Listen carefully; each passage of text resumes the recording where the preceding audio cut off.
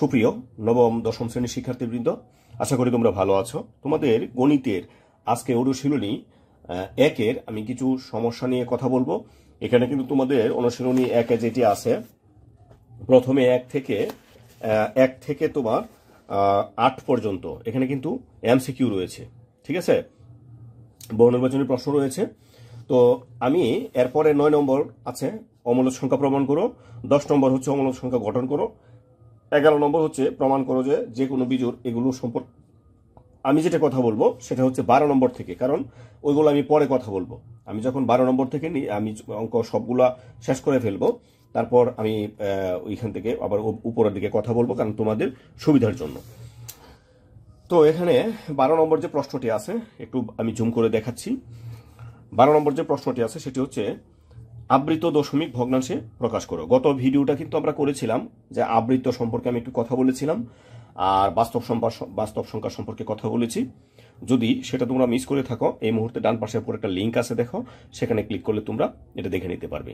তো চলো আমরা এখানে যে 12 নম্বর প্রশ্নটি আছে, 12 নম্বর হচ্ছে 1, 2, 3, 4 চারটি সমস্যা রয়েছে। চারটি সমস্যা সমাধান করার জন্য আমরা চেষ্টা করব। তো এখানে দেখো প্রথমটা কি আছে, 6 ভাগের 1। এটাকে আমরা 6 ভাগের 1 সেটা কি, সেটা হচ্ছে আমি এখানে লিখে নিয়েছি। তো বইটা আমি লিখে দিচ্ছি, আমি এখানে পুরোটা আমি লিখে নিয়েছি তোমাদের সুবিধার জন্য। তো প্রথমটা কি আছে এখানে, 6 ভাগের 1। তো আমরা ক নম্বরটা যদি আমরা সমাধান করতে চাই, 1/6, তাই না? আচ্ছা, এখন সেটা কি ভগ্নাংশ আছে একটু দেখো তো। তোমাদের মনে আছে আমরা যেটা গত পর্ব করেছিলাম, সেটা হচ্ছে কি একটা প্রকৃত ভগ্নাংশে আছে। তো সেটা থেকে আমরা কি করব, এটা থেকে আমরা আবৃত দশমিক ভগ্নাংশে প্রকাশ করব। তো প্রথমে আমরা কি করব, এটাকে আমরা ভাগ দিব। তো দেখি, একের মধ্যে আমরা যদি 6 দিয়ে মানে 6 দিয়ে ভাগ করি, একবার যদি আমরা একবার দিই, 6 একে 6, এটাতে বড় হয়ে যাবে, তার মানে একবারও যাবে না। যদি একবারও না যায়, তখন আমরা কি করি, একটা ফলে শূন্য প্রদান করি। শূন্য প্রদান করে আমরা এখানে এখন আমরা যদি করি 6 0 0, ঠিক আছে। তো এখন আমরা বিয়োগ করি 1। এবার কিন্তু কেটে আনার পর আবার শূন্য দিয়ে শূন্য আনতে পারবো না, কারণ শূন্য একটা হয়ে গেছে, এটার আর কিন্তু আর ভ্যালু থাকবে না।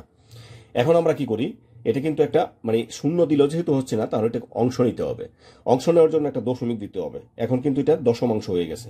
আমরা যখন দশমিকের মান 1 দশমাংশ, ঠিক আছে। তো আমরা যখন এটা দিব, এখানে কিছু বসাবো, দশমাংশ হয়ে যাবে, তাই দশমিক দিয়ে এখানে একটা শূন্য আনতে হবে। এবার আমরা যদি ভাগ করি, তাহলে দেখো কতবার হবে, একবার যাবে, 6 একে 6, ঠিক আছে। এখন যদি আমরা বিয়োগ করি, তো এখানে দেখো 6 দ্বারা যখন 1 কে গুণ করবো, 6 একে 6। এখন যদি আমি বিয়োগ করি, 10 থেকে যদি 6 চলে যায়, তাহলে কত থাকবে, 4, তাই না? এবার দেখো আবার যদি আমি একবার দিই, এটার চেয়ে ছোট হয়ে যাবে। তো এই জন্য আমি এটা 2 বার হয়ে গেছে, তাই জন্য এটা শতাংশ হবে। শতাংশ হলে এখানে আরেকটা, কারণ এটার মান দশমাংশ, যদি আমি আরেকটা দিই তাহলে শতাংশ হবে। এখন দেখি আমরা কবার যাবে, 6, 6 6 36, তাই না? আবার যদি আমরা এটা বিয়োগ করি, 4। আবার আমরা যদি দেখি, এটা কিন্তু এখন সহস্রাংশ হয়ে যাবে, দশমাংশ, শতাংশ, সহস্রাংশ, তাই না? এই জন্য আরেকটা শূন্য নিব। তো এইবার আবার যদি নিই আমরা, তাহলে এখানে কি আসছে, 6 6 36। আবার আমরা দিই, তাহলে এখন আবার আমরা যদি দেখি, একটা দশমিক আছে, একটা শূন্য নিব, আবার দিলে এখানে আবার 36, তাই না? আবার 4। তাহলে আমরা এটা কিন্তু 3 বার দেখতে হবে, কমপক্ষে 3 বার যদি আমরা দেখি, তাহলে অনেক সময় আবার পরিবর্তন হতে পারে। তো এই জন্য 2 বার গেলে আবার পরিবর্তন হয়ে যায়, এই জন্য 3 বার দেখতে হবে। এখন আমরা দেখি কি, এইভাবে বারবার আসবে, এই 6 বারবার আসতেছে, এদিকেও 4 বারবার আসতেছে, তাই না? তাহলে এটা মিলবে না। যেহেতু মিলবে না, তাই এটাকে আমাদেরকে মিলাতে হবে। তো এখন আমরা আবৃত দিয়ে মিলাবো, আমি এটা রেজাল্ট বানাবো, কারণ এটা তো অসীম হয়ে যাবে, এটা রেজাল্ট আমি বানাতে পারবো না। তাই এটা অসীম যেহেতু হয়ে যাবে, এই জন্য আমাদেরকে করতে হবে কি, এটাকে একটা সীমানা দিয়ে আমাদেরকে একটা রেজাল্ট তৈরি করতে হবে। তাহলে আমরা যদি এটার সীমানা দিয়ে একটা রেজাল্ট তৈরি করতে চাই, এই বিষয়টা সবসময় তোমরা মনে রাখবা। যখনই তুমি রেজাল্ট বের করতে যাইবা, রেজাল্ট বের করার সময় তোমাকে দেখতে হবে যে তুমি আসলে কতগুলো মানে ভাগ দিয়েছো, কতবার দিয়েছো। যদি তোমার কম হয়, মানে 3 বারের কম হয়, তাহলে রেজাল্ট তুমি অ্যাকুরেট নিতে পারবে না। অনেক সময় মিলে যায়, কিন্তু অ্যাকুরেট নিতে পারবে না। অ্যাকুরেট নেওয়ার জন্য তোমাকে কমপক্ষে 3 বার এরকম একটা অঙ্ক বারবার আসতে হবে। যদি 3 বার না আসে, তাহলে কিন্তু তোমার এটা মানে অ্যাকুরেট হবে না। অনেক সময় হয়ে যায়, কিন্তু এটা আমি বলি অ্যাকুরেট তোমাদের হবে না, অ্যাকুরেট তোমরা নিবা না। ঠিক আছে, তাহলে আমরা এখন কি করব, রেজাল্টটা আমরা কি নিব, আমি একটু রেজাল্টটা এই পাশে লিখছি। 6/1 ইকুয়াল 016। বারবার কি আসছে, বারবার 6 আসতেছে, তাই না? এই জন্য 6-এর উপর একটা এই আবৃত দিবা। ঠিক আছে, এই ফুটা দিবা, এই ফুটাটাকে আমরা বলি আবৃত। ঠিক আছে, এই ফুটাটাকে আমরা বলি আবৃত। তাইলে এটার মানটা হবে এটুকু। আশা করি আমি এটা সম্পর্কে ধারণা দিতে পেরেছি। এখন তোমরা খ নাম্বার করবা, আমি আবার গ নম্বর করব, তোমরা ঘ নম্বরটা করবা। ঠিক আছে, এখন আমি গ নম্বরটা এখানে করছি। গ নম্বরটা কত আছে, 3/2/9। তো এটাকে আমরা প্রথম এটাই নিয়মে করতে পারি, আর এটা এখানে যেহেতু 3 আছে আমরা এটা করতে পারি, দুইভাবে করা যায়। মানে এটা 2/9 আছে, এই এখানে 1/6 যেভাবে করেছিলাম 2/9 সেভাবে আমরা করতে পারি। এখন আমরা এইভাবে করতে পারি, আমরা আবার এই 3টাকে আলাদা করে রাখতে পারি। তো 3টাকে আলাদা করে রাখার প্রয়োজন নেই, একটু ঝামেলা মনে হতে পারে। আমরা প্রথমে এইভাবে করি। প্রথমে আমরা এটা যেহেতু একটা অপ্রকৃত ভগ্নাংশ আছে, আমরা প্রথমে মিশ্র ভগ্নাংশে রূপান্তর করব। তাহলে মিশ্র ভগ্নাংশ রূপান্তর তো আমরা গত পর্বে দেখেছিলাম। 3 নং 27, এটা গুণ করতে হবে, তারপর এটা যোগ করতে হবে। 3 নং 27 আর 2 29। এখন এটা অপ্রকৃত ভগ্নাংশ আছে, তো সেটাকে আমরা কি বানাবো, এটাকে আবৃত দশমিক ভগ্নাংশে প্রকাশ করব। তো দেখো, আমরা যদি এটাকে ভাগ করি 29, তাহলে কতবার যাবে, 3, 3 নং 27, তাই না? এখন আমরা বিয়োগ করে 9 থেকে 7 চলে গেলে কত থাকবে, 2। এটা 2 2 মিলে গেছে। এখন দেখো, আমরা যদি একবার দিই তাও এটার চেয়ে ছোট, কেটে আনারও কিছু নাই, এই জন্য এটাকে আমরা অংশ বানাবো, দশমিক দিয়ে একটা শূন্য বসাবো। এবার দেখো কবার যাবে, 2 বার, 9 দুগুণে 18। এখন যদি আমরা বিয়োগ করি, 18 থেকে 20 চলে গেলে 2, তাহলে আবার দশমিক আছে, একটা শূন্য আনতে পারবো, আবার 9 দুগুণে 18, আবার 2 আনবো, আবার শূন্য, আবার 9 দুগুণে 18, আবার 2। তার মানে কি 3 বার আসছে, তার মানে বারবার 2 আসবে। তাহলে এটার মানটা কত হবে, এটার উত্তরটা কি হবে, মানে এটা সমান যেটা আছে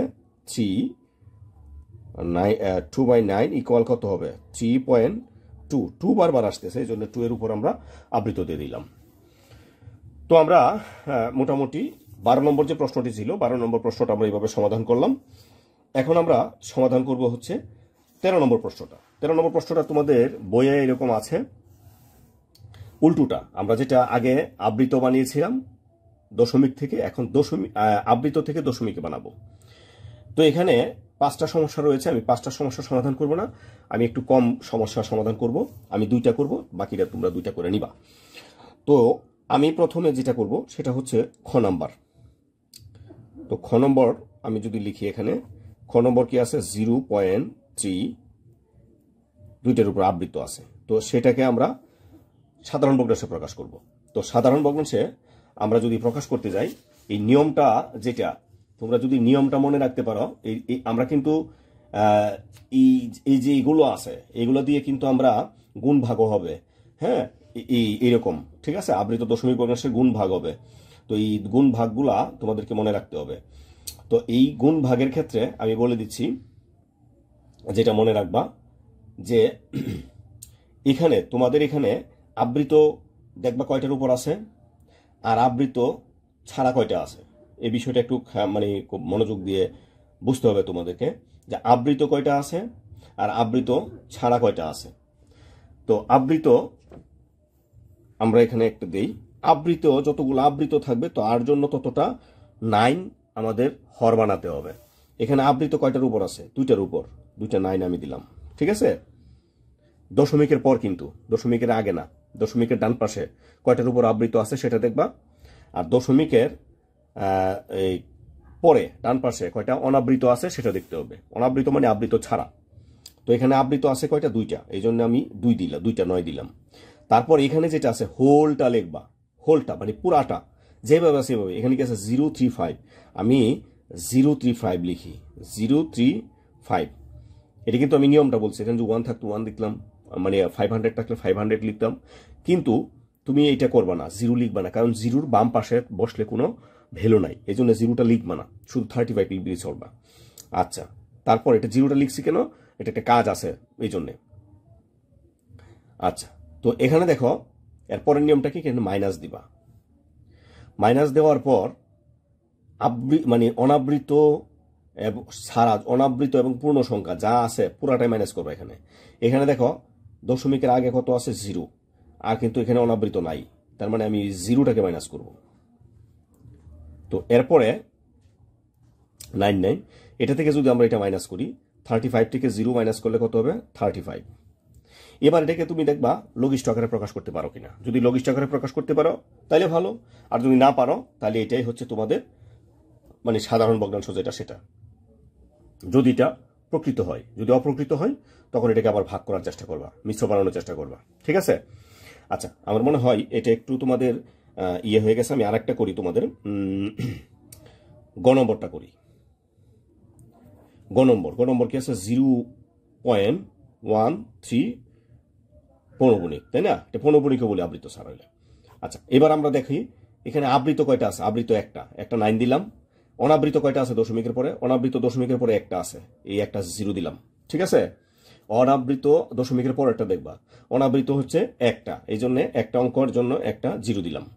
এখন এই পুরাটা লিখবা। পুরাটা মানে আমি ওই যে প্রথমে 0 লিখছিলাম, 0 না লিখলেও চলবে, তাহলে আমি কি লিখবো, 13 মানে 13 মাইনাস করবা। মাইনাস করবা কি, অনাবৃত সংখ্যা পর্যন্ত, মানে প্রথম থেকে, তাহলে 01 মাইনাস করবা, 01। তো এবার দেখি আমরা 90, 13 থেকে 1 চলে গেলে কত থাকবে, 12।